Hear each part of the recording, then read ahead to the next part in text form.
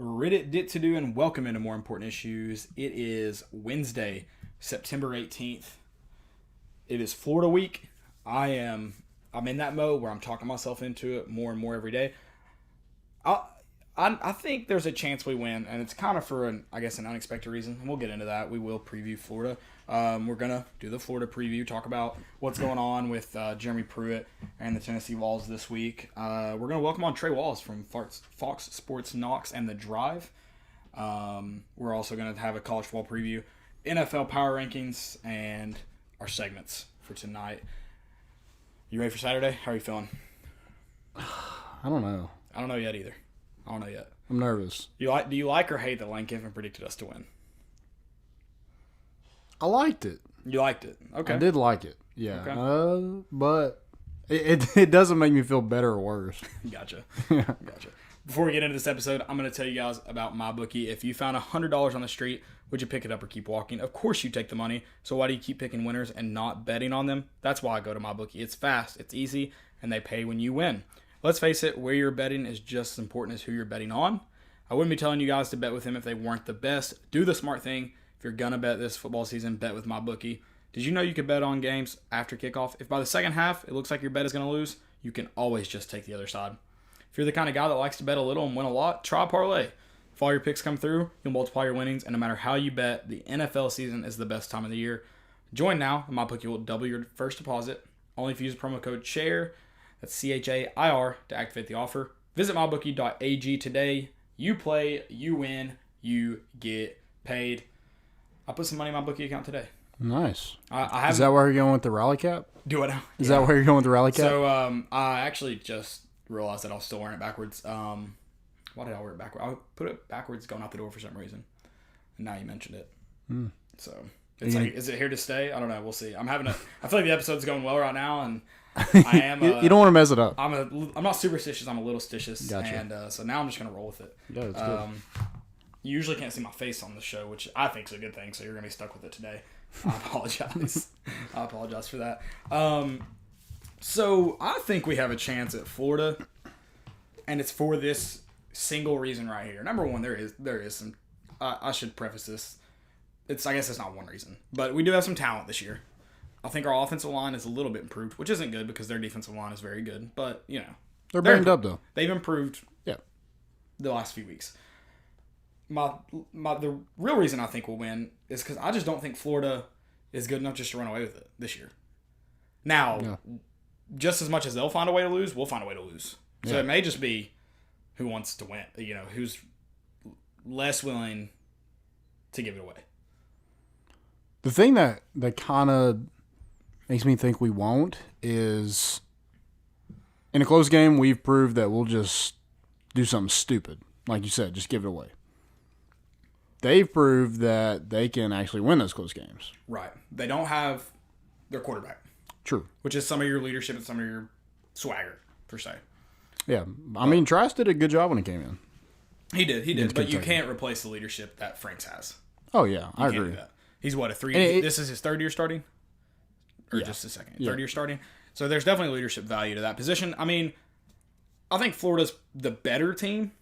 I'm not convinced they're good enough to run away with it. We're a 14-point underdog right now. That's the spread. So, I mean... I think I would take us to cover. I think I would too, and we'll get into this too in a minute, but can we hang on to the football this year? We need Garantano to be a little bit more... loose isn't the right word, but willing to let the ball fly, I guess. And sometimes that leads to turnovers. Be a gamer, that's the unfortunate. Man. Just be a gamer. I agree. We don't have the team good enough for you to be a game manager. I can assure you that. The defense ain't good enough. No. And, I mean, your running game's probably good enough, but your defense ain't good enough. So, yeah, I want to... These coordinators are familiar with one another. Jim Chaney and Todd Grantham have played against each other for several years now.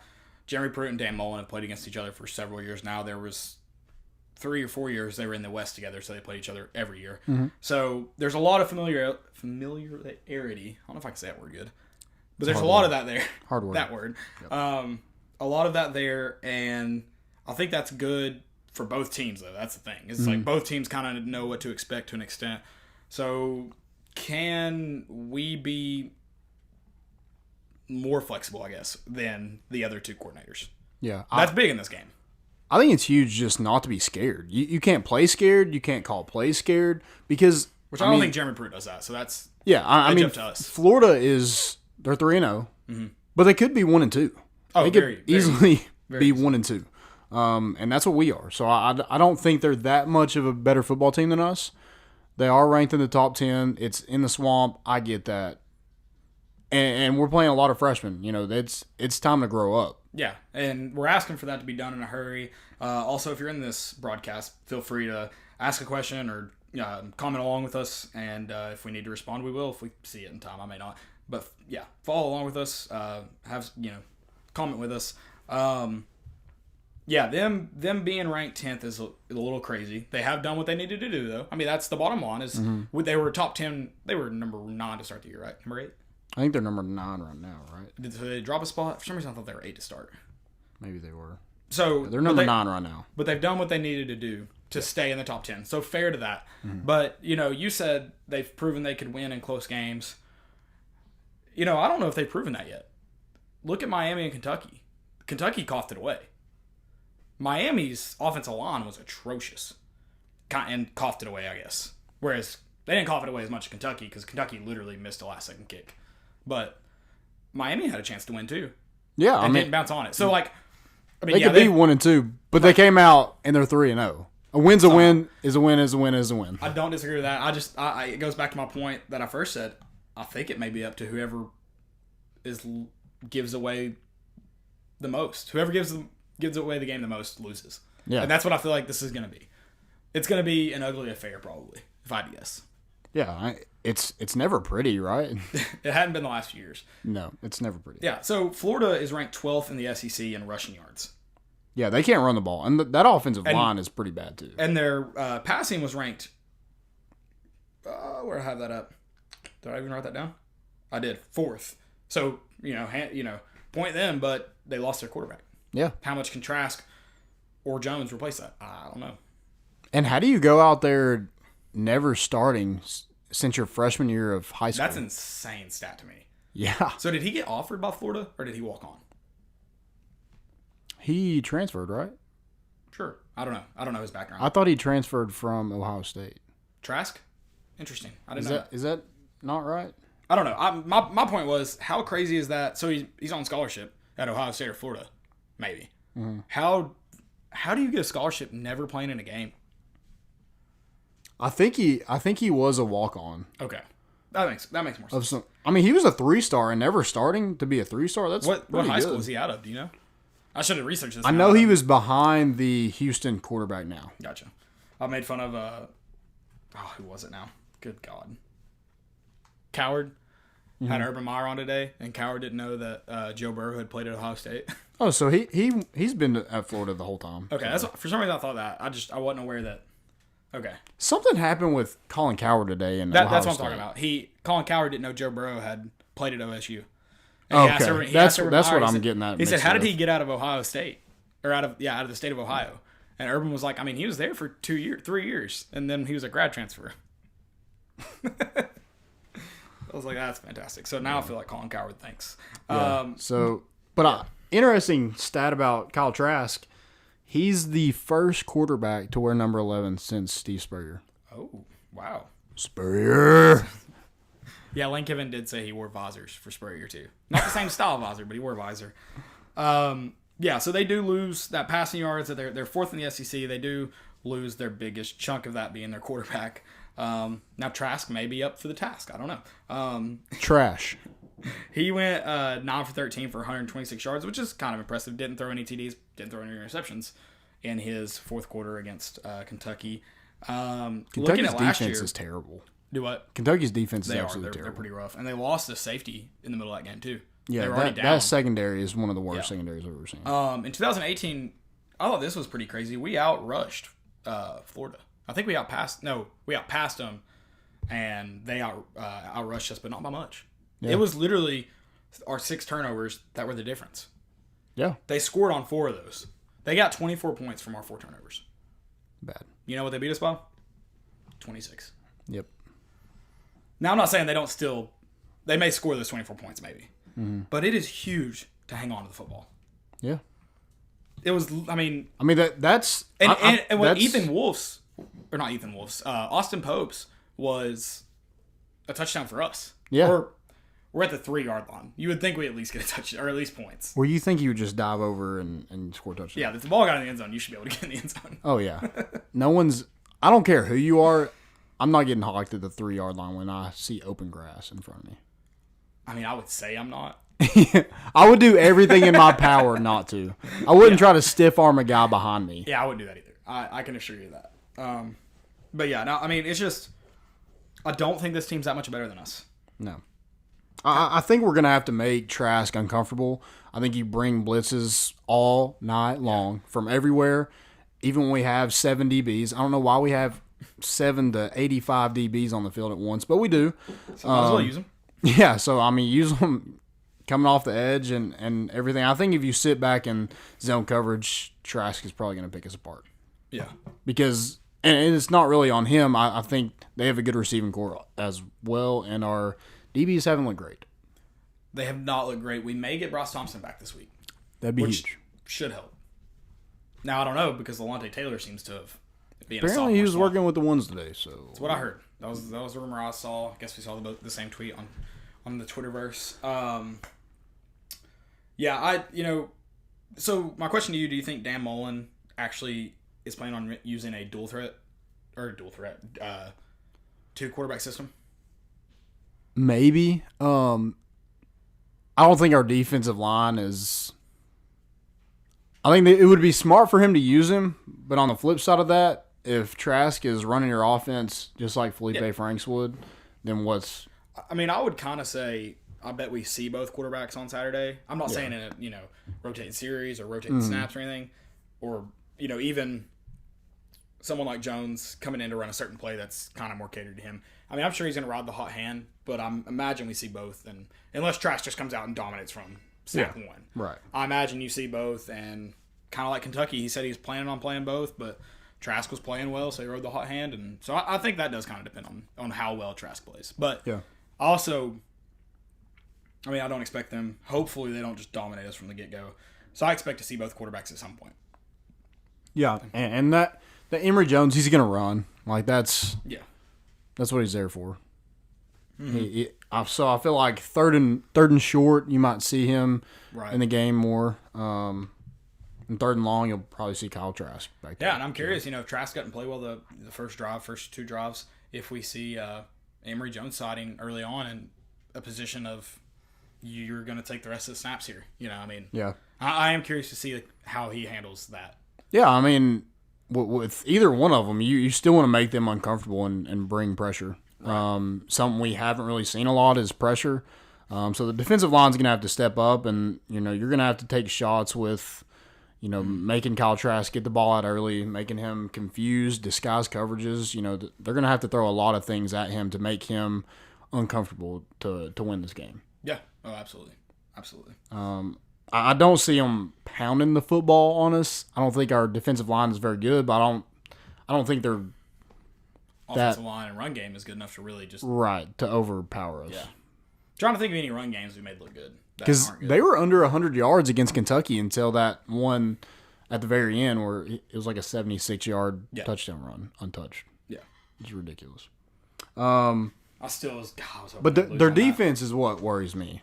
Their offense, not so much, but their defense worries me. And it's really just their defensive line, their front seven, that make me nervous. Yeah. When you look at the matchup, their secondary isn't terrible, but they're not great either. When you look our wide receivers versus their secondary, it looks pretty even. So that doesn't make me as nervous. And Florida's banged up. They lead the nation in sacks, but they only had 1 against Kentucky. So I feel like that's something we can kind of take our breath about because when I first heard that they led the nation in sacks before the Kentucky game, I was like, damn. We're going to be in for it. Yeah, but they only had 1 against Kentucky. I feel like it rests on JG's shoulders. He's got to get the ball out quick. Mm-hmm. I feel like it's also on Jim Chaney. You're going to have to, play calls that only he can. Yeah, this bunch set, this tight personnel that we have, I don't think it's going to work for one. It's been working against these teams that we've faced so far, but I don't think it works against Florida. Yeah. And if it does work, I guess you run with it. But I don't see it working. I think you're going to have to open up, open up the playbook for one. Spread the ball around.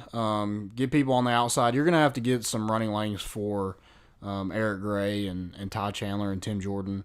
If you're all bunched up like that, I feel like it's too much. And with Ty Chandler and Eric Gray back there, I don't see them doing well against the Florida defense. Yeah, I'd like to see them spread Florida out specifically just because you do have the athletes on the outside, but they've also got the guys up front that can really create chaos in there. Yeah. So spread them out, make it easier on the running backs. Really, I mean that's the main reason I want to see that. Not so much for JG. I mean, spread it out may help him. I don't know. But the reason I want to see it spread out is mainly for the running backs because they can produce. They can give them the opportunity to produce now. Yep. So and their DBs, they have Trey Dean, C.J. Henderson, which is questionable. I think another role player on there is Steiner. I think he's questionable. Sean Davis had 2 picks against Kentucky. He looks to be a pretty good guy back there in the secondary. So Marco Wilson, that leaves you. I think you pick on him just like Kentucky picked on him. I think Ahmad Jones, maybe that was his name, for Kentucky. I don't know, but he picked apart Marco Wilson. Right. And I would like to think that Marquez Callaway, Josh Palmer, or Juwan Jennings is better than Ahmad Jones. Yeah, I mean, you would think. And someone said, let's see, who's this? I got to get a new phone. Brandon Gann looks like get one-on-ones with Jennings. I definitely like that thought. I think that'll be tough. But ideally, you see him overload to Jennings' side, and that creates good opportunities because we haven't used Callaway much this year. Now, I don't think Florida, knowing the talent he has, would just let that be, his own. So that does help Jennings there. But they do trust their secondary a lot. They do. So you may see one-on-one matchups with them. Yeah. Take advantage of them when you see them. But yeah, if you do have, if you're able to get Juwan Jennings in, isolated moments, use him there.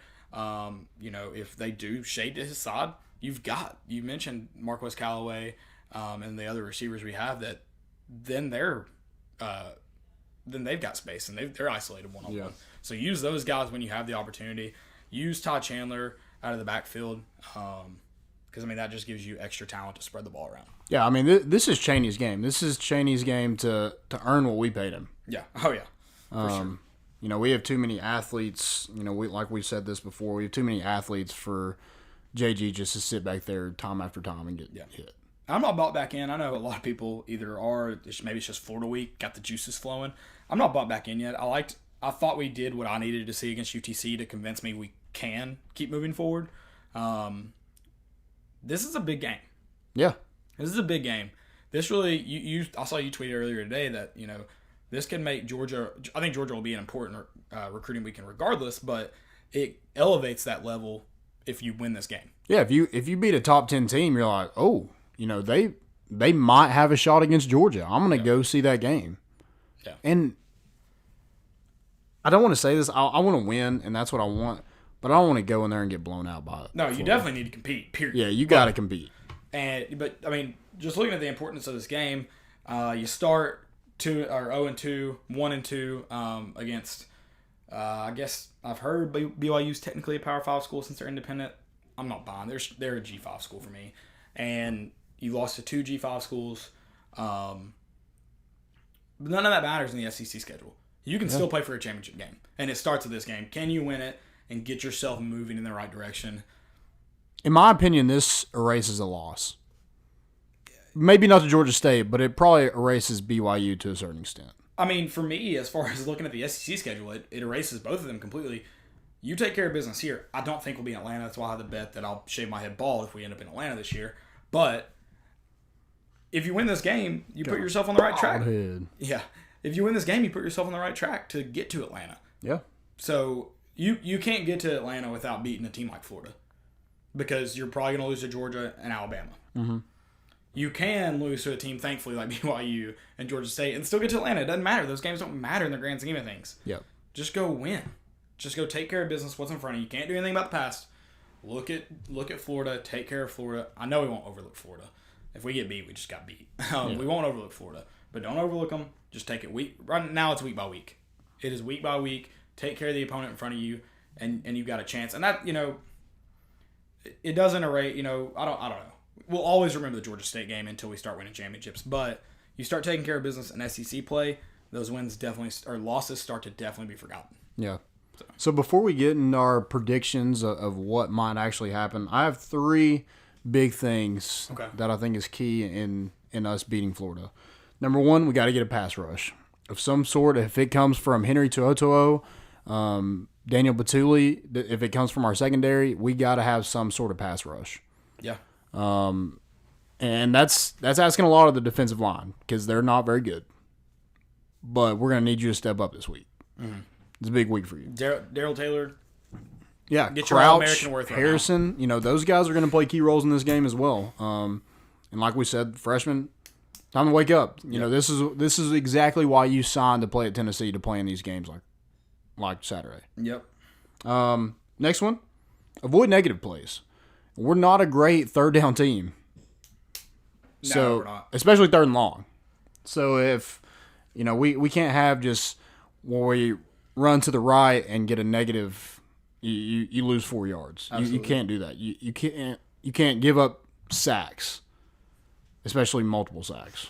One every now and then, that's probably going to happen. It's Florida, but you can't just have somebody like last year where he comes untouched, and destroys JG in the back. And some of that's on JG too. He's got to get the ball out. Yeah. You can't sit there for 5 seconds and think you're not going to get hit by Florida. Right. And then the next one, turnover battle. Got to win that. Turnover battle is very, very important. We could show that to you by watching last year's game. Because Kentucky had 4 turnovers. If they don't turn the ball over 4 times, they win that game. Right. They should have won it anyway. Yeah. No, I agree. So, you want to do a score prediction now? Yeah, man. I'm excited. I was excited last year too, so that tells you anything. I don't know. I don't really know what's gonna. I don't know which Tennessee team. Are we gonna see somebody that built on UTC, or are we gonna see that team against Georgia State that just lays down? Yeah, I mean I don't think y'all have a problem getting up for this game, which is a positive. I don't see that we can win games right now. I don't see that we can score points when we need to score points. I don't see that our defense can make big stops when they need to make big stops. You have BYU. I know it's 4-down territory, but you have BYU on 3rd and 11 from their own 19-yard line, I guess. And you can let them have a first down there. Yeah. You can let them gain 30 yards there. And you're how many 67 seconds away from winning a game, and you just let it. So I'm not convinced our offense can score points when needed and our defense can make big plays when needed. Until I see that, I'm going Florida, 28-20. I'll get to the Georgia game soon, but I'm going Florida 28-20. And that on Saturday, when you hear our keys to the game, believe me, it's going to be in favor of the Vols. So here's my pick before I get to that point. I'm going to go 28-20, and I might be spotting us a few points. I may. Florida will be able to score, probably not as much as they would have with Felipe, but they're going to score. I'm going to go 31-27. I think if they give us 3 points, Maglia is banging that home. I hope so. But I'll be right. If it's 31-27, we'll try to go for the touchdown, and we probably don't get it. Okay. Anything else you want to add to the Florida? In a great world, C-Mag gets a dong punch for the win to give us the lead, and then Henry To'oTo'o stops the guy on fourth and inches to ice the game. I'll take when time expires right now, because I'm not going to give our defense a chance again. Yeah. I'll go time expires. Anything else you want to add to that Florida preview? No, I'm good. You're good? That's all we got. Until Saturday, that's all we got for the Florida preview. We'll probably talk about it. Well, we will be. I'm sure we'll talk about it here with Trey Wallace in just a second. Yeah, absolutely. Yeah. That's all I've got for the Florida preview. That's all Landon's got for the Florida preview. Until Saturday, we will go live, probably closer to game time, since we won't be going in to the game or anything. We'll just be watching on TV. But we're now going to go to a short, quick break. We're going to get Trey Wallace. Actually, I got some other notes, kind of practice notes. I didn't tell you about this, but Right. I wrote this down. So I'm just going to mention it right before we get Trey on here. So what did you think about Jeremy Pruitt saying that he had very few mental errors with that offensive line he had? And it looks like it's going to be the same offensive line starting this week as well. I mean, if that's the case, I've only watched probably half the UTC game. I can't think of anything that stood out to me that was just terrible mental-wise. The offensive line missing blocks, not touching people. They're big. Yeah. If that is the case, if we had a few mental errors against UTC, few to none, that's where it all starts. If you're not there mentally, you're never going to get there physically. No. So if you're mentally prepared, mentally there, you at least have a chance to get there. Mm-hmm. So that's a positive. I mean, that's good. We're heading in the right direction then. And do you think Bryce Thompson plays on Saturday? Yes. I do too. I don't know if he starts. I don't think he gets a start, but he plays. Oh, yeah. Yeah, when you need him, he's going to be on the field. But what's weird about that, like you would think he would do the same thing as Batuli and get in the game and knock some of that rust off. Yeah, and maybe some of it was just, PR standpoint. Maybe. Because, maybe. 3 games is better than 2. Yeah, I guess. Be suspended. But at the end of the year, you're like, okay, he was suspended for 2 games. Yeah. Cool. Or if he was suspended for 3 games, like there's not that much of a difference. We suspended him for 3 games. Yeah, sure. And then we could have suspended him for 2, but we chose 3. Yeah. Great university. Discipline. That's discipline right there. That's rules and discipline. Kenneth George practiced better than Alontae Taylor, and that's why he got the start over him. That was kind of my thought. Now, when I said he did it to show, like, we'll start anybody, I don't think he would have just thrown Kenneth George out there if he didn't think he was ready. Like, he felt comfortable going. Yeah. Proving a point with someone who had practiced better that week, I'm sure. And played the majority of the snaps. Yeah. When I said it was probably from a, coaching, get Taylor's button gear, that wasn't me saying I don't think Kenneth George is good enough to start. He has to be good enough to start for Pruitt to be able to prove that point. Yeah. And then, so I guess I'm the reason for the downfall of Tennessee football. I don't know if you saw that. I saw that video. Yeah. I was like, what in the world? Like, how is that? I get it. I get it. What did the guy say in the video? I must have missed that. It was just a bunch of... I watched it, but, like, what did he say at your point? I clicked off after that point.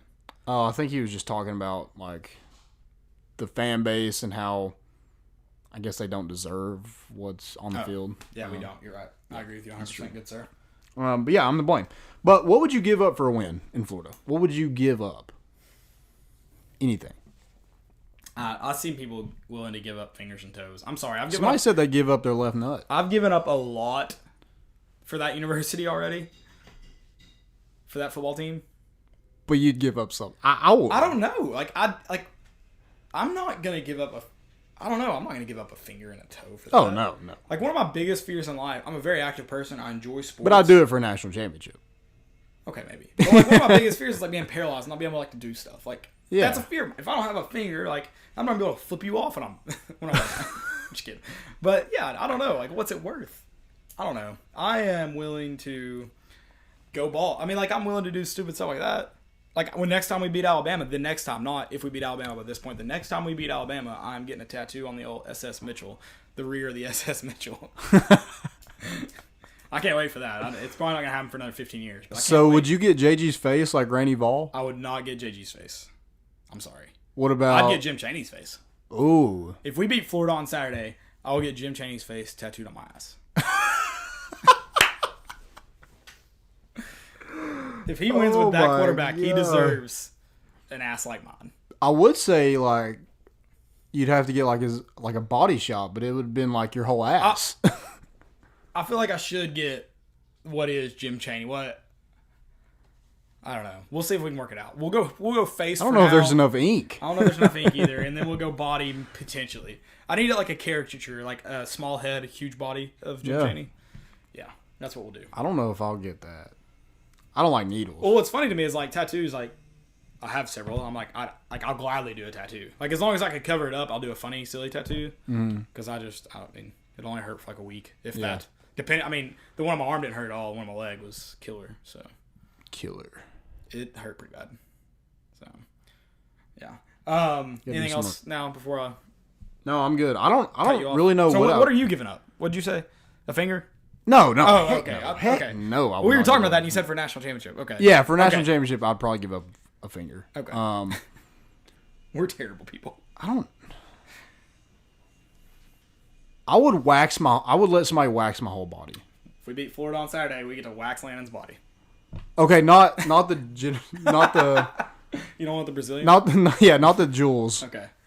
Yeah, we can't be doing that. That would paralyze me. It would hurt pretty bad. Perfect. So now you know what happens if we beat Florida on Saturday.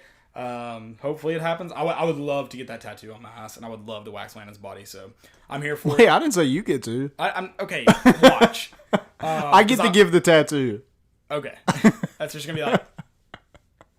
It's gonna be a stick figure, Jim Chaney. Yeah, definitely. Stick figure. You get it. All right, we're gonna go to a short, quick break. We will be right back in just a second. We're gonna get Trey Wallace of Fox Sports Knox and The Drive on here. We're gonna talk some Tennessee football this season, maybe some other Tennessee sports. We'll see what Landon and Trey got for us. We'll be back in just a second. Bear with us. See you on the other side.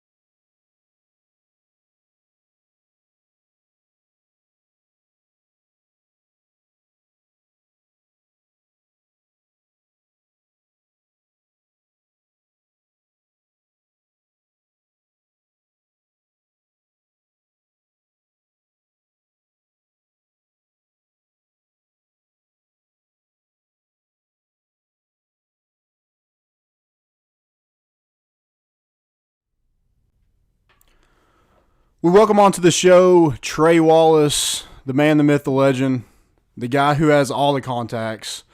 You can find him on The Drive on weekdays. I think it's 3 to 6. Is that right, Trey?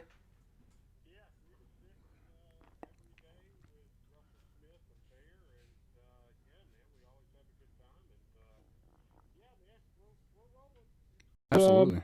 Everything's here. It's Florida week, so you know what that means. Yeah, it means a lot of trouble, right? Yeah, no kidding, man. This is going to be an interesting week. But, hey, man, we look forward to it. I think Tennessee's actually going to play a lot better this week, so it should be fun. Yeah, so let's get right into it. You know, we come off a win to UTC. You were sick last weekend, so did you celebrate too hard? No, man, no. Unfortunately, I decided to grab a tuna fish sandwich from a Subway, and I didn't play well. So it is what it is. No, it wasn't a lot of celebrating, man. It was it was an interesting game against Chattanooga, and one that I thought that Tennessee really came out and set the tone, which you should against an FCS school. But I say that in a way of, you know, in a game where they didn't against Georgia State, for them to come out and, you know, for them to get that big lead early, it gave the separation and gave the opportunities for other players. And the thing with, like, Tennessee is they're running 2s and 3s a good amount of time during the rear in regular games. So, you saw a lot of action from guys that might not take the field, guys that like Elijah Simmons, who will probably end up getting redshirted this year. He was back on scout team practice yesterday and today. But you gave that opportunity, and I think that's exactly what Tennessee needed, along with scoring points. Yeah, absolutely. And, now we know never trust a tuna fish sandwich from Subway. But, yeah, Trey, slow start to the season. I think we can all agree on that. But you get to see practice. It's very short periods of practice, but you get to see it. You got to see it in the off season and during fall camp. Is this the same Tennessee team that you saw in those practices? You know what? A lot of people ask this question, and I like to preface it and let people know.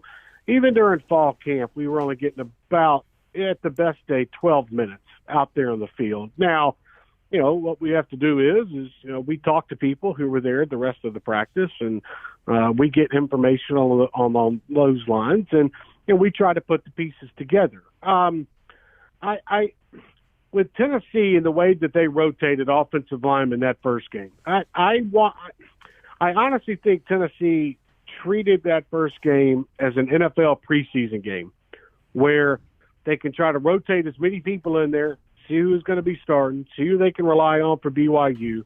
I don't know that, and I hate to say this, but I don't know if Georgia State was the highest priority for Tennessee. I was told they started working on, that game film that week, and they've been working on, BYU, Florida, stuff along those lines. And I'm not putting anything on the, on the players or the coaches. I'm not trying to hate. I'm just trying to be realistic that I just don't think they took it seriously enough.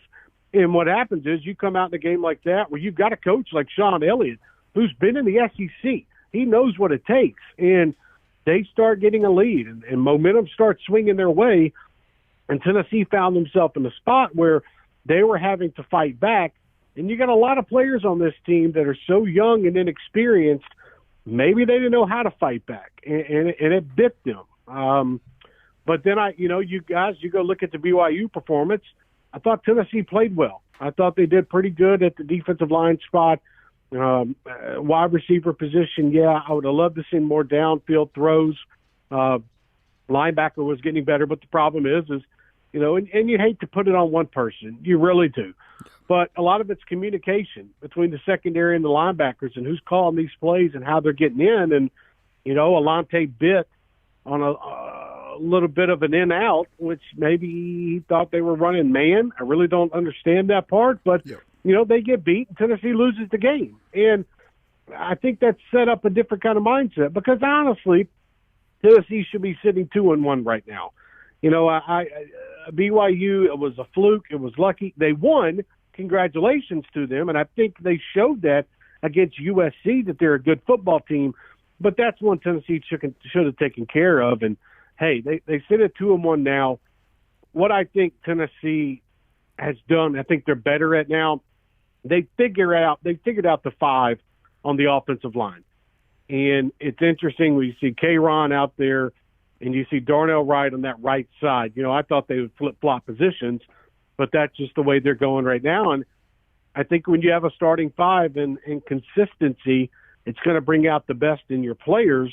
And I think you're going to see that on Saturday. You're not going to have much flip-flopping, and I think if you do, it's only because of injury.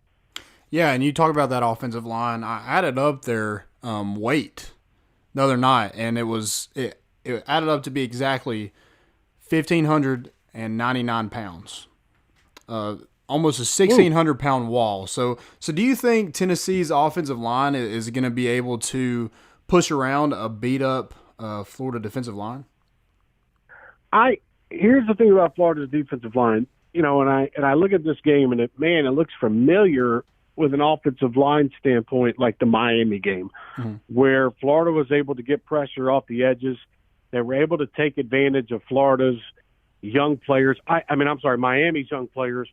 I don't think their offensive line is anywhere near as good as Tennessee's, when it comes to talent-wise. Yeah. But then you go look at, UT Martin, and then you go look at the Kentucky game. Florida's defense gets a sack, during the Florida game, and it was a fluky kind of play. And I'll be honest, Kentucky's offensive line kind of did their job against Florida. Mm-hmm. They were running the football. They were giving them time to throw. And when you really break it down, I think, look, Tennessee's going to be a disadvantage when it comes to on paper. But if they could somehow give Garantano 3 seconds in that pocket, let him get rid of the ball, and Garantano's got to go through the progressions. No more just staring down Dominic Wood-Anderson coming off the slot or Jawan Jennings. He has got to go through his progressions because he's missed a lot of reads over the last couple of weeks. Mm-hmm. But I say that to say this. I think Tennessee's offensive line is starting to come into form. You can't take much from a Chattanooga game. You really can't. But if you go back to that BYU game and you kind of add these two games up, I think you're starting to see more consistency that will help the Volunteers going into the game Saturday. Yeah, so I feel like Jim, this is a game where Jim Chaney is able to make those big bucks that we're paying him. So, do you feel like this is more on Jeremy Pruitt, or do you think this game is more on Jim Chaney? You mean that in the upcoming Florida game? Yeah. Man, it's difficult. Look, we know what Jeremy Pruitt is going to do. He's been working with the secondary most of every practice that we're out there. Him handing it off to Derek Ansley.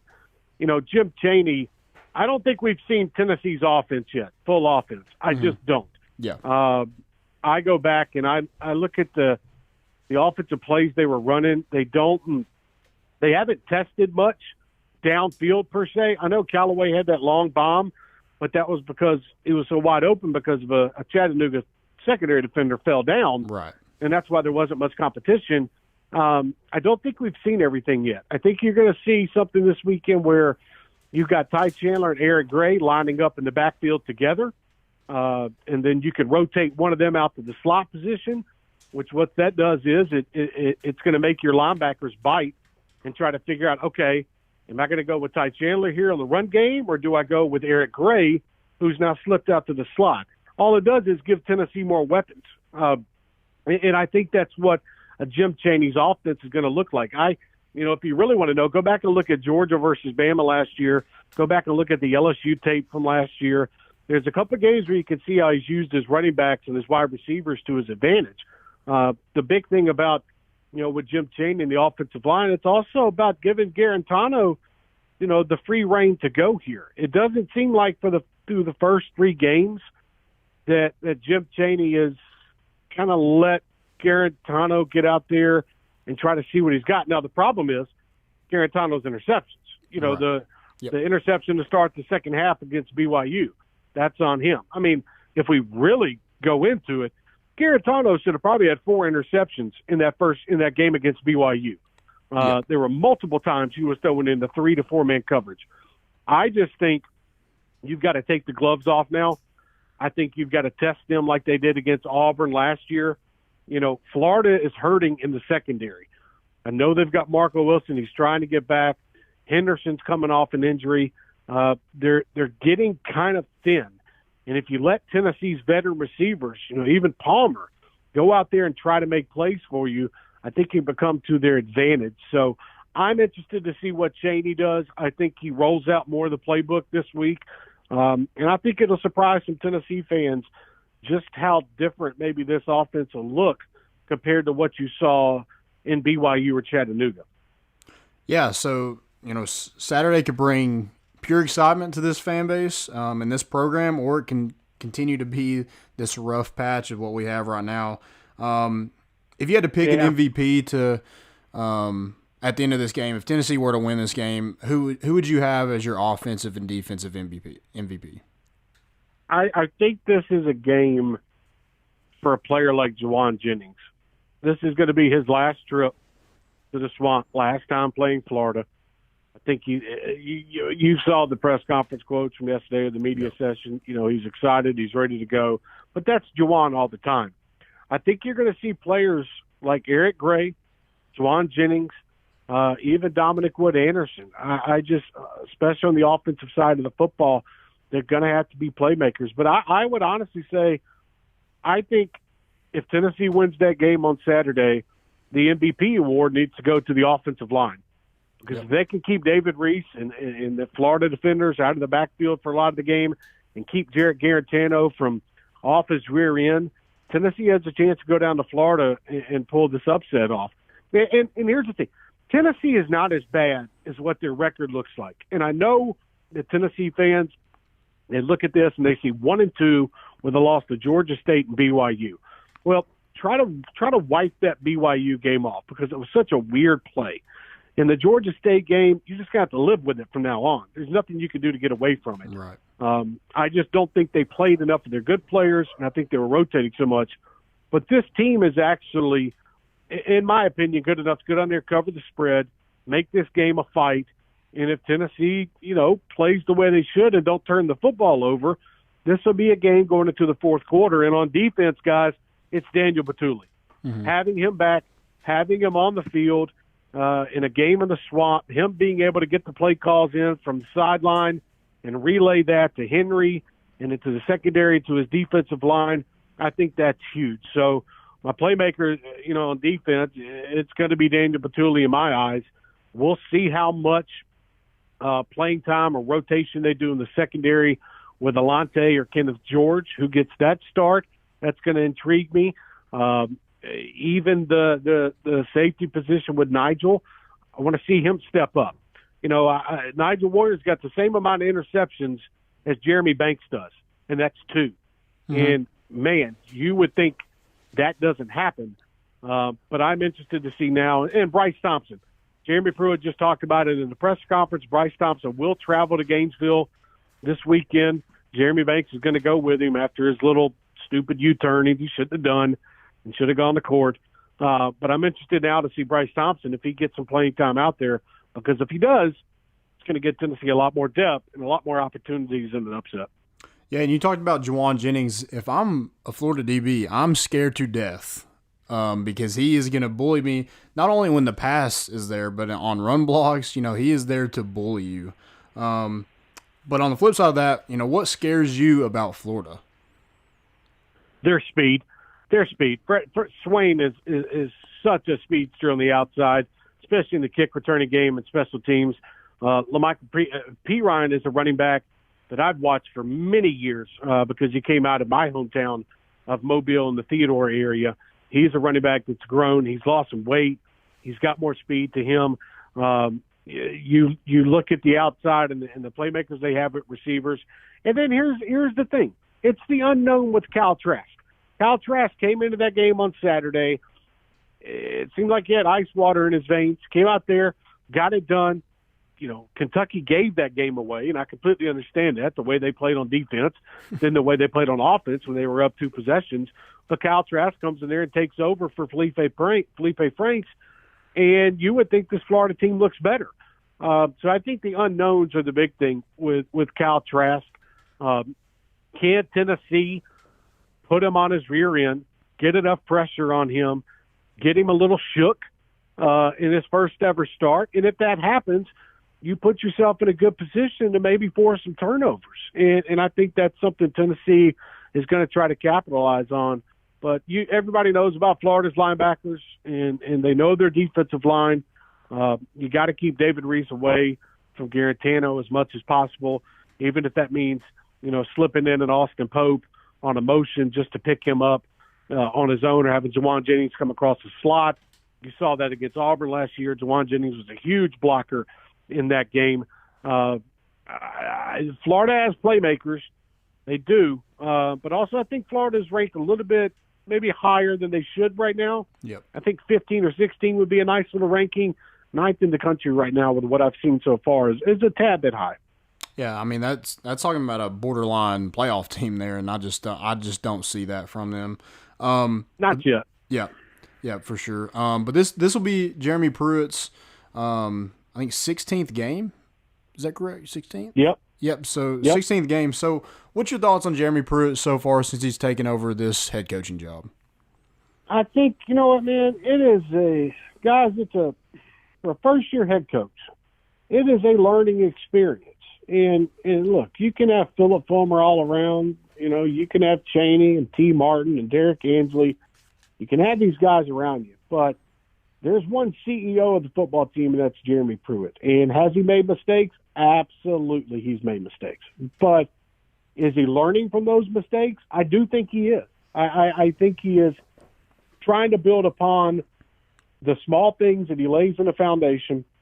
Year one, I think the players kind of were like, screw it, towards the end of the year, and I think that's why you saw performances like that against Missouri and Vanderbilt. It was almost like the Auburn and Kentucky wins were the big ones of the season, and we'll just kind of be done. I think the players are more bought into the system. I think that he's taking the advice that he's getting from people around him on how to handle this team. There's a reason why he hasn't come out and completely slammed Jared Garantano or completely slammed Bryce Thompson or these other players. You don't want to lose these guys. Yeah. And I think that's a big thing. And as much as he's talked about the freshmen and the sophomores on the team, he needs the juniors and seniors this week. And especially, because my big thing is if you get through this game against Florida, you've got technically 2 weeks to get ready for Georgia. And I think Jeremy Pruitt understands that.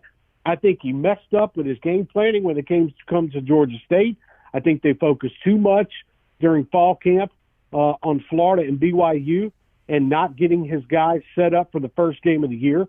I think he's learned from that. You saw a hell of a lot more energy against BYU, and you definitely saw it against an FCS team in Chattanooga, which you should have. And I expect this team to come fired up come Saturday. I do. And I expect them to go down there and try to set the tone with running the football. And Jeremy Pruitt, it's interesting. He's more colorful now in the press conferences. Yeah. He says what's on his mind, and I think that's the big thing. There's always learning curves, guys. Look around the country. I look at Will Muschamp, when he took the Florida job. That was something different for him. He had to learn. Things didn't quite work out, but he was still winning some games every now and then. Yep. So, hey, look, things happen. He's learned on the job, first-year head coach. Now he's in his second year. Let's see what he can do. And I think he's in the right direction. And I do think he is the coach for Tennessee. Now, if they somehow end up, 2-10 on the season, okay, we'll have a conversation again. Yep. But I think his players are bought in enough, and especially the young guys, that I don't think that's going to happen. Yeah, and you talk about those young guys, we were talking about earlier on the show that it's going to be a wake-up call for them. It's time to grow up because this is the game that you signed on that dotted line to come to Tennessee for. Playing in the swamp, playing in front of that crowd. Well, and he talked about that earlier. Somebody asked him the question about, going these freshmen and younger players going on the road, maybe first time going on the road, first time flying with the team and other stuff like that. And he's like, you know what? Nowadays in high school, you've got teams flying everywhere to play other teams and stuff like that. It's not new to these guys. And I kind of agree with that. I think the biggest thing is, them going in there and have that veteran leadership on defense and on offense, telling these guys, hey, this is what we're doing, understanding the silent count. I think it's smart that you put K-Ron right next to Darnell. And I think it's smart that you put Trey Smith right next to Wanye Morris because they're going to need that come Saturday. But what you said, first game on the road, the biggest thing and the best thing for Tennessee is this game's going to be played at 12 o'clock, man. These guys are going to go down to Florida on Friday. They're going to fly down. They're going to do a walkthrough. They're going to try to get some sleep the night before. And then they're going to wake up in the morning and go play football. You don't have to sit around and wait till 7:30 for an SEC Network game. They get to go play immediately, and I think that's one thing that will be at Tennessee's advantage compared to Florida's. Yeah, those young guys don't have to think as much throughout that Saturday. Exactly. And we'll see how loud it is, but the good thing about it is the fans are quiet when their team is on defense, so that's good. Where's Tennessee the youngest at? It's on defense. Mm-hmm. And the fact that crowd go down there, it's going to be quiet. They're not going to be trying to mess up Kyle Trask. So that's good for Jeremy Pruitt to be able to communicate with his secondary, communicate with Batuli and Henry and the guys along the defensive front. I think that's a positive, and I think that's going to help Tennessee during the game. Yeah, I mean, Trey, you're getting me pumped up. You know, I'm ready to go. I'm ready to get on the plane with them and suit up. I just know that. Look, and here's the thing. Like I feel questioned from family members all the time who were season ticket holders for Tennessee, and you know, and I understand it. It has not been the best start to the year. You feel embarrassed, you know, and I understand that. I get that. I see that, and I talk to people every day about that. But here's the thing. This Tennessee team is not as bad as the team that came out there and lost to Georgia State. I do think this team is competitive enough to go down to Florida, and if punch comes to shove, I do think they're capable of kicking a field goal at the end of the game with Brent Samaglia and winning this game. Now, on the flip side, I do think Tennessee is young enough where they could run into a lot of problems. They could get down 14 to 17 points, and it could be tough. But if there's one thing about a Jeremy Pruitt team, I think this year and what they're trying to do on defense and especially on offense, I think you have enough senior leadership and enough guys that are going to try to get these guys going. And it's always fun to go on the road, man. It always is. I don't know what the crowd's going to look like on Saturday. There's still thousands of tickets for sale, according to StubHub and Ticketmaster. It's a 12 o'clock kickoff. Tennessee's got to take advantage, and they got to take advantage early. And if they do, it's the SEC, man. Anything can happen. Absolutely. So, Trey, what's your prediction? Damn it, I knew y'all were going to do this on Wednesday. I knew you were, and I was prepared. Well, so we give our realistic prediction on Wednesday, and then when Saturday hits, then we can give our Tennessee prediction. No, guys, I'm going to go 28-24 Florida. Okay. I think they end up winning at the end. I think Tennessee covers the spread. I think it's something Tennessee can build on towards the rest of the season. I think they're competitive. I think they play a fiery game. But in the end, the swamp gives you 3 points anyways. And then I think Florida will give you another 1 point on top. Awesome. Well, I want to hear Tennessee, but maybe Saturday we can get a Tennessee prediction out of you. Hey, man, look, it's covering the spread right now. That's what I'm calling. And, it's so – this team is so damn weird, guys, that they have the playmakers enough to go down there and win. They do. I think the defensive line is the one thing that gives me the heebie-jeebies about even trying to maybe even look at Tennessee winning the game. Mm-hmm. But if they can somehow get some productivity out of this defensive line and force Kyle Trask into making mistakes, because Tennessee has a good enough secondary. I think Tennessee's one of their deepest spots this year is secondary and wide receiver. Yep. If they can force Kyle Trask into making mistakes, the ball could fall Tennessee's way, and you never know. Anybody can beat anybody, and I think we saw that the first week of the season. I think we saw that last week where Kentucky should have beaten Florida by probably 3 possessions, but they kind of gave that one away. So We'll see. It'll be a fun environment on Saturday, man, and I look forward to being down there, and we'll see what Jeremy Pruitt's got in store for him. Yeah, well, Trey, we got one final question for you, and then we'll let you get off here. If you wrote me a letter, if you just wrote me a letter, oh, God, how would you end it? Would you end it with sincerely, Trey, love, Trey, thanks, Trey, or TTYL? You know what? The problem up here is that the fact that I had 2 little brothers that went to Auburn. I went to South Alabama, graduated from there. 2 little brothers went to Auburn. My dad's a Tennessee guy, so I get this nickname, War Eagle Wallace. For some odd reason, I guess it's from the state of Alabama is what, people want to add that onto. I don't know you really well enough to say I love you. We're Tennessee fans, though. You can say it. I get it. I get it. And look, I've hugged a lot of Tennessee fans in my lifetime. I have. I'm not going to lie. There's been some crazy games that I've been to, but I think I would end it with a sincere, and maybe I'll hit you up later. Okay. Something like that. Okay. But there's not going to be any damn love letters coming from me. Gotcha. Okay. I hate to comment too much on that, but, man, if you're a media member, you can't be doing dumb shit like that. So I agree. I just wanted to see if you'd ended TTYL, because I don't even know if I've ever used that in a text message. I know I haven't. I don't know. I might have thrown like an HMU, hit me up, something like that thrown in there. But I have no idea. Hey, look, man. Tennessee football is a crazy thing, and there are some interesting fans / media members in the area, and we'll just leave it at that. God bless him. Hey, right? So, yeah, absolutely. Well, Trey, we appreciate it, guys. You can check him out on the drive every day, 3 to 6. Does a great job of covering Tennessee athletics and the Vols. Trey, we appreciate it, man. Guys, thank you so much. Have a great rest of your week. Be blessed, and we'll talk to you again soon. All right, go Vols. Thank you, guys. That was awesome.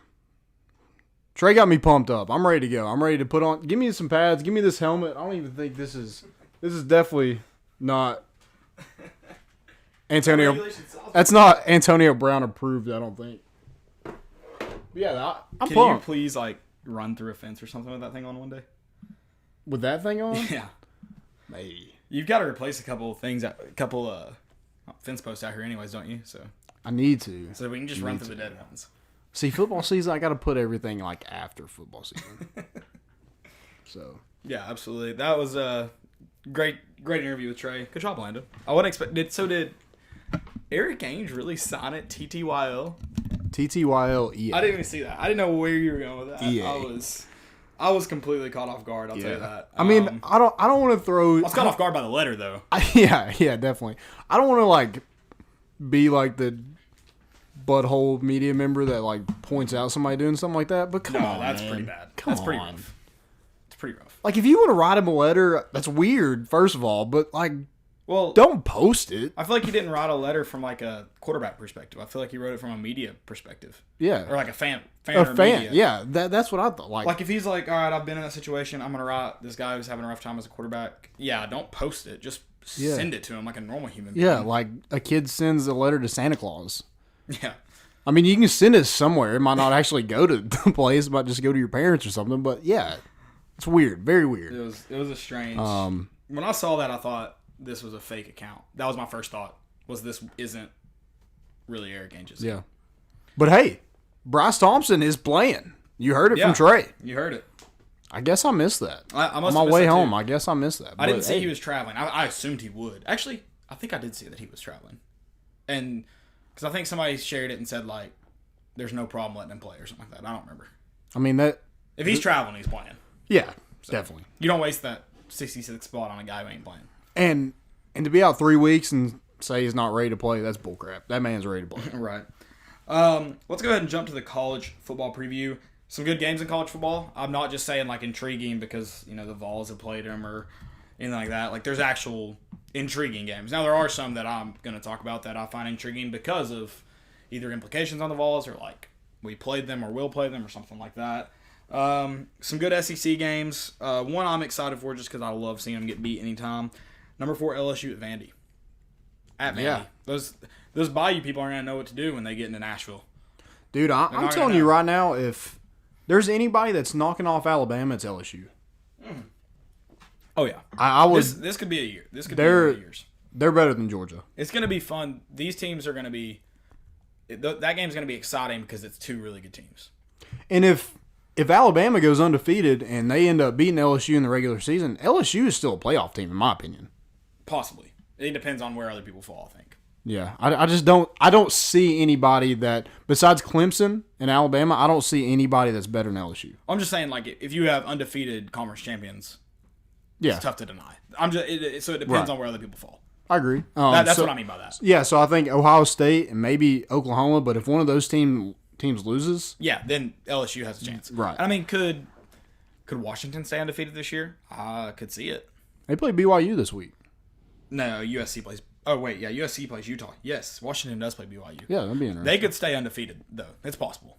Yeah, the Pac-12 is just so bad. Yeah, but if you're an undefeated Power 5 conference champion, you ain't That's getting true. denied. I get that, but I still want the best 4 teams in it. I agree with you, but you have the Power 5. It's there to help your playoff. So yeah, I mean, could this be the year where they're like, "Crap, we got to go to 8"? Maybe, it's possible. Because if you're maybe not top 4, but top 6, Georgia would have to be thrown in there too. Yeah, you'd have 3 SEC teams if you had a 6, 8 team. or 8 team. But yeah, if I just had 6 and I had first have round three bye SEC for Duke. Then you have 3 SEC teams still. Yeah. Yeah. In my opinion. Yeah, absolutely. Friday you have Utah and USC.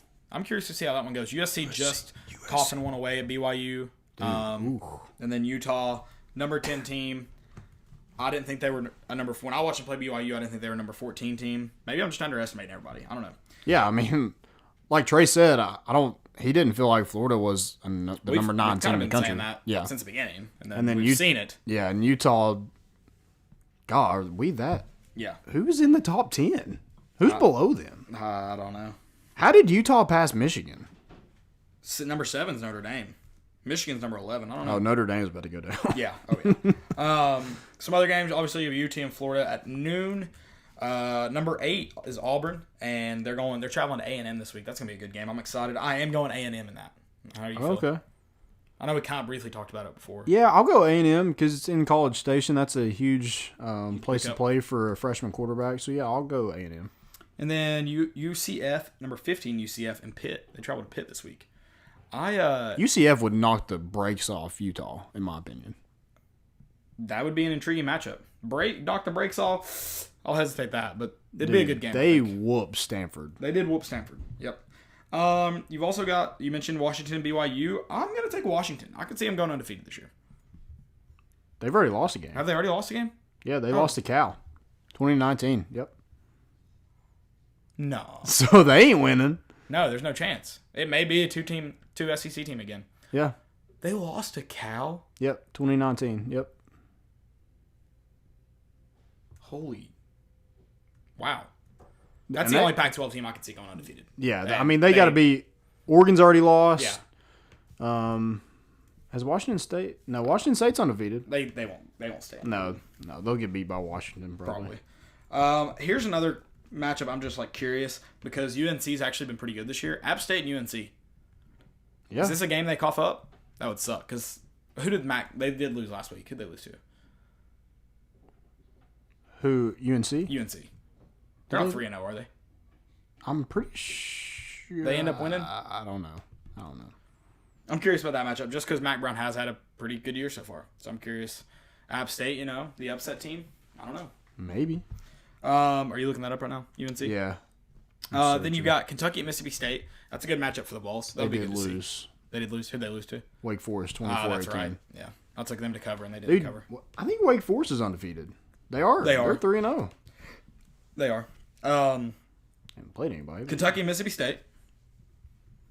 That'll be good for the Vols to see. Good for Vol fans to see. Yeah. Don't know how good of a game it'll be, but I don't know. Both those teams kind of I thought they were going to be better than what they. I thought Kentucky was going to be a little worse.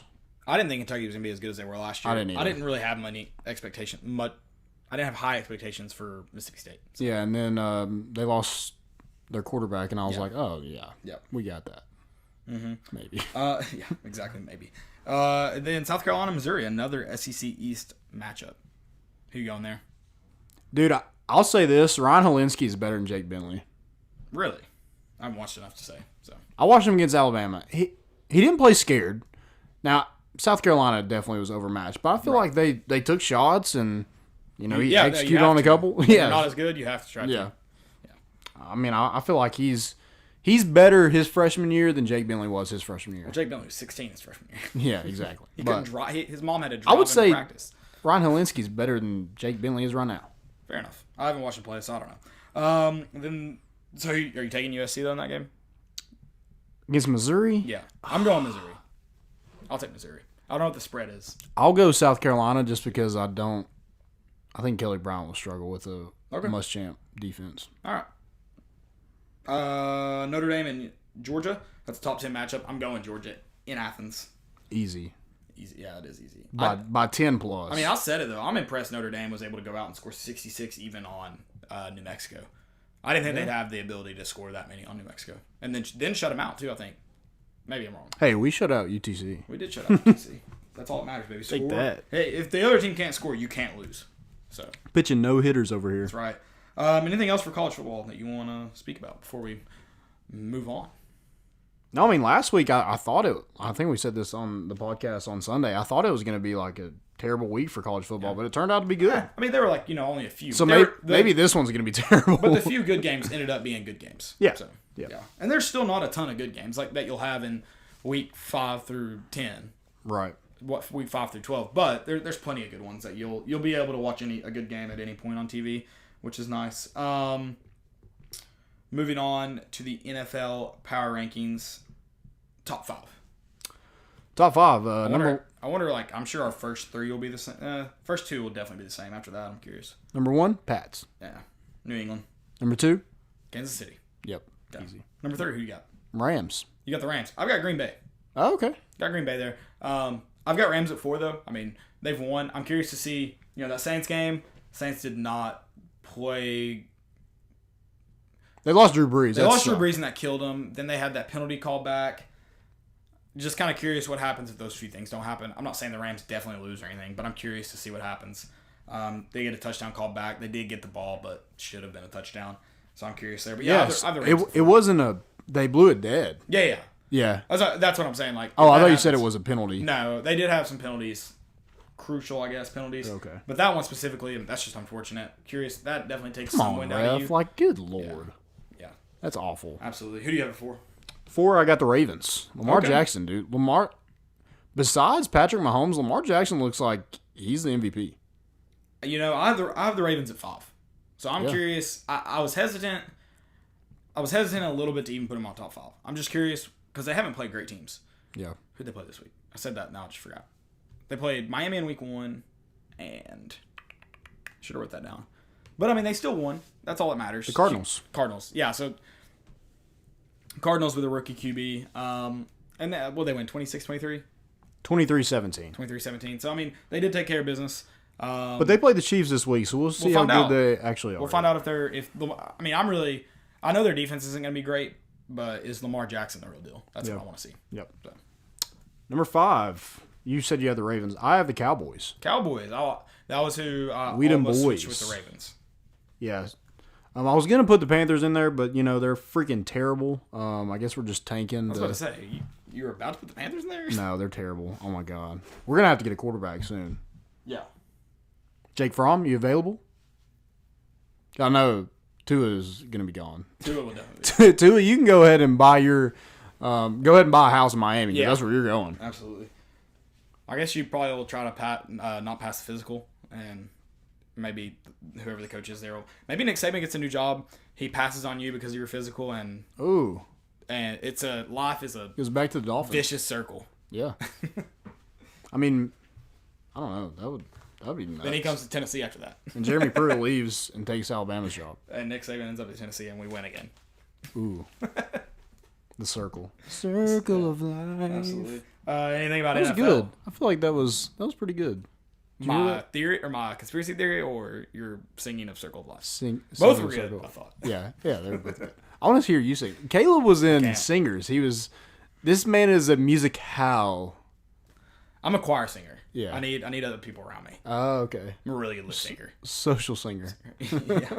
Yeah. Anything for NFL before we move on to our segments? Or anything you want to throw in there before we go to our segments? No, I'm good. Actually, Rick Barnes is still on the recruiting trail. Went and saw 5-star power forward Paolo Banchero.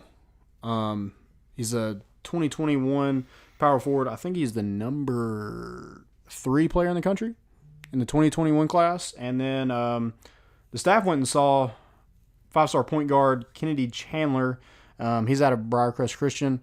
They went and saw him today. He is the number 16 player in the 2021 class. So I don't know if you know who Cam Hayes is, but Cam Hayes he's a 2020. I think he was the number 15 or so, 16, 17, something player in the 2021 class, reclassified to the 2020 class, and Rick Barnes told him not to come. He feels that confident in Jaden Springer that he told a 4-star point guard or 5-star point guard not to come. It's a bold strategy, Cotton. I mean, if we're turning away 5 stars, bold strategy. I don't know how I feel about that. I think I find room, I work to find room. I don't know. I mean, if you can't take him, it's definitely tough. You can't get them all. Yeah, you can't get them all. Even if they want to be here, you can't get them all. Mm-hmm. It's just when you look at our recruiting history. And even Rick Barnes, who's done pretty good since he's been here. Don't know how I feel about that.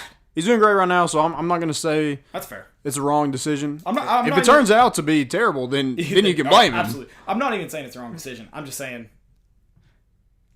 I don't know how I feel about it right now. I mean, just look at our history. Yeah. We have 2 5-stars in the history of our program, right? 3? I feel you. That's tough. If we start winning games, do whatever you want. Turn them all Scotty away. Hobson. Turn them all away and grab 3. Scotty Hobson. Was he really a 5-star? He's a McDonald's All-American. I know yeah. That. He was a 5-star? I thought just Tobias and was Robert Josiah. Hubbs? No, he was the top player in the state of Tennessee, I think. I think he was a 4-star. Okay. I don't know. You sure Scotty Hobson was a 4 or 5-star? I'm pretty sure. I just know he's a McDonald's All-American. It was close if he wasn't. That man was a McDonald's All-American, and there were sometimes on the court he couldn't dribble a basketball. Yeah. Yeah, it was rough. I love you, though, Scotty. I need you to know that. I love you. Love you, no bro. hate here, I promise. Bro. Before we do our segments, Landon's got to tell you about some of our good friends that help make this show possible. Yeah. We're never going to go broke with these people. I promise. Never. Hopefully you can use them. Never on a Friday, Saturday, and hey, if you're real lucky on the weeknights, you'll never be lost, forgotten. That's our good friends at Blue Chew. Guys, remember the days when you were always ready to go? You want to increase your performance and get that extra confidence in bed? Listen up. BlueChew.com, that's blue like the color, brings you the first chewable with the same FDA-approved active ingredients as Viagra and Cialis, so you know it works. You can take them anytime, day or night, on a full or empty stomach, and since they are chewable, they work up twice as fast as a pill, so you can be ready whenever the opportunity arises. If you could benefit from extra function and more confidence where it counts, Blue Chew is the fast and easy way to enhance your performance. Most guys talk a good game, but Blue Chew helps you follow through. Blue Chew is prescribed online and shipped straight to your door in a discreet package, so no in-person doctor's visits, no waiting in the pharmacy, and best of all, no more awkwardness. They're made in the US of A, baby, and since Blue Chew prepares and ships direct, they're cheaper than a pharmacy. Right now, you can get a special deal. You can get your first shipment for free by using the promo code ARMCHAIR. Just pay the $5 shipping. Again, that's BlueChew.com, promo code ARMCHAIR to try it for free. They're cheaper, better, faster, the best option available. Guys, go check them out at Blue Chew. Just do it. Go check out Blue Chew. They take care You never of us. know when that opportunity is going to arise. They take care of us, you take care of them, and in return, they'll take care of you and your loved ones. So Good, Kevin. they will. Hey, I don't know from experience yet, but it's Blue Chew. I may know from experience one day. We'll see. Maybe. We'll see. We're gonna do our JumboTron first. That's our first segment today. Best Vol Twitter accounts. Vol Twitter is. They are Rolling deep. We're getting divided, man. Yeah. It happens. It happens. Here's my issue, though. People are dividing and conquering. That's the strategy, divide and conquer. But hey. Taking that Settlers of... Settlers of Catan. Yeah. Catan. Yeah, absolutely. That's more like a Risk reference, I guess. Yeah. I need to play a good game of Risk. I haven't played Risk in a Or just while. Battleship. You can't divide and battleship. Oh, yeah, you can. Believe me. Believe me. JumboTron, best Vol Twitter accounts out there. My first one's UT Basketball, the greatest Vol Twitter account of all time that will ever exist forever. Oh, okay. So we went for anybody's fair game. Yeah. Oh, I did a little differently. Did you do the worst Vol Twitter accounts? No, I did like fan wise, not really like. I just did anything that was Vol Twitter. Okay. Anything that had to do with Vol Sports. Or, yeah. Just Okay. Vols. Yeah, Vol basketball. That's great. That's a great one. I'm gonna go Power T-Tape. Oh. It's my number 2. My dude. Shout out, Power T Tape. I'm disappointed we didn't get to see you while you were in town. That sucks. Maybe next time. It was very unfortunate. I don't know if you'll ever come back, but maybe next time. Maybe next time. Well, that was my second one. I will go with Rip in Peace. I think this is the right account. The New Market Mauler. Rip in Peace. I hate to see you go, but I love to watch you leave. Good dude. Got me coming back and forth. Love you, bro. Soccer team. My next one is G-Man Vols. I love the Prince. Man is hilarious. I love the Prince picture, yeah. Or the Rick James trying to be Prince. Yeah. Yeah. Is it Rick James or Dave Chappelle? Dave Chappelle. Sorry, it's in the. He does a Rick James skit. Sorry. That's I'm what I Rick was James. thinking. I'm Rick James. Dave Chappelle acting like Prince. Yeah. Dressed up like Prince. I don't know. I don't know how to say it. Great guy. Great Hilarious. guy. The stand-up is awesome. Yep. If anybody tells you otherwise, will you give her a third? Because now I'm going to try to find a third so we don't have any of the same. Okay, I'll go 3. This guy is always on top of his game. Okay. Never cares about what anybody says about his tweets. He will tweet what's on his mind at all times. Lonely Nut Vol fan. Love that guy. I'm about to check him out. I don't know if I follow him. My last one, we will go with the man, the myth, the legend, John Clabo. Oh, that's a good one. I would like that. You'll never be disappointed if you follow him. His live videos are electric. He's up early in the morning serving the good people of Gatlinburg. He's a vol. He's a volunteer. Just a good dude. He is. Love you, John Clabo. I go to war with John Clabo. Oh, when you say you'd run through a brick wall for these coaches, only John Clabo. It's the only person I would even think about running through. But I'd run through a brick wall for anyone if the brick wall was made by Butch Jones. Yeah. Those things don't hold up. It'd be easy to take down. So I'm okay with that. Yeah. Yeah. Stupidity is an epidemic. We got some stupid tweets for you, or stupid statements, or whatever. Yeah. So one thing I want to. Did you see the AB's doctor? Yeah. $11,000. Yeah, for not paying your visit. Did you see the video? No. So Like, there's a video of him like farting in the doctor's face. So this guy's like, I don't know what he's doing, something with his side or stomach, but he's like bent down like right at this dude's waist, and he's farting in his face. I'm like, you had Antonio Brown's not paying you $11,000, and you got pink eye out of it. I would sue too. Yeah. Oh, $11,000 pink eye? No. Like it wasn't just like a. It was like a. It was like a. Do you think he was like nasty set him fart. off by feeling around in the? I don't know, man. It's weird. I was like, dude. Also, like, what are you doing for $11,000 doctor visit? Hopefully, you didn't pay that much money for that chamber that you're in. I know. Oh, you know he never paid them. You know he didn't. There's no way. I love, like, I'm not the brightest, but there's people that do like so much dumber things that I would do. I'm like I feel good about. Like, I feel like a genius to some people in this world. Yeah, I'm not gonna, or I'm not as dumb as I think I am. Also, somebody said they loved us talking about Florida in last episode. The hate week, Florida hate week. Yeah. And how we thought that they're bad drivers because of the sand, like them just like tilting in the sand. Are they driving in the sand all the time? No, I said they're bad drivers because when they walk in the sand, they walk like this, and so that's how they drive. Interesting theory. We talked about it. We talked about them walking in the sand. Yeah, I said that's. I thought you said something about them driving on curvy road, like they can't drive on curvy roads. Did you also say that? Yeah, I said that too. I don't remember. You need to rewatch the episode. I'll just space out for an hour and a half. That's true. I get it. I'm gonna go with my boy. He has me blocked. I don't know if he could see this because he has me blocked. My boy Andy VFL Bowser. He's the only person I know that has me blocked. Like other people, I'm sure do, but he's the only one I know has me blocked because he sent me a message and I'm quoting. I don't use this kind of language. Shut the fuck up, bitch. Lovey can come back, dumb fuck. First off, I never said Lovey couldn't come back. I just said maybe sending hearts to an 18, 17, 18-year-old kid is a little weird. Wow. Yeah. And I didn't even like tag him ever. I just screenshot it and sent it to you, or sent a tweet because we're making fun of Eric Ainge, who's also another stupidity. I didn't know.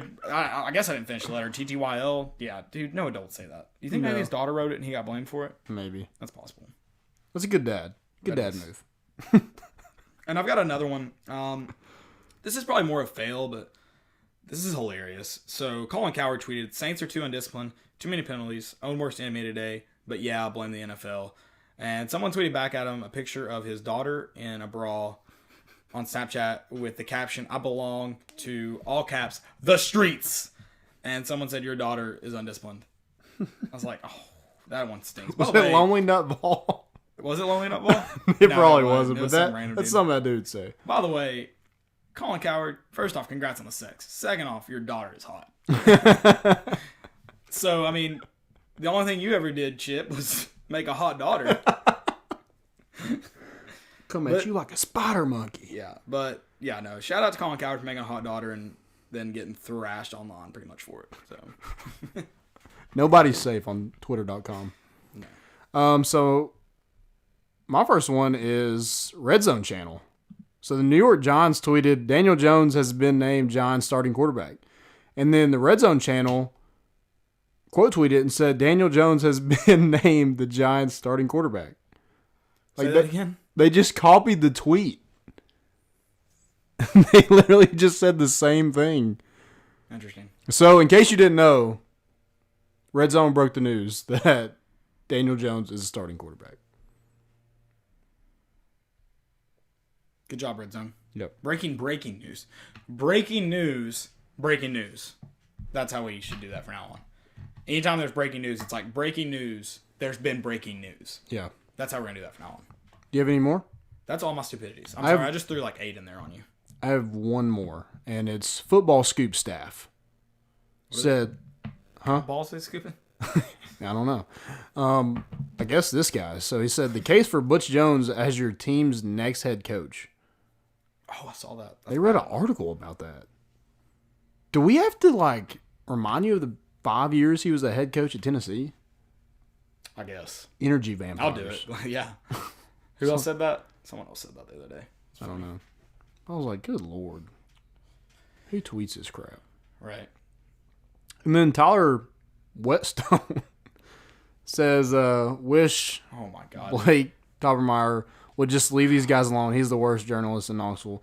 He was being sarcastic. First off, KNS. I didn't think the title was that bad. No. It was literally what happened.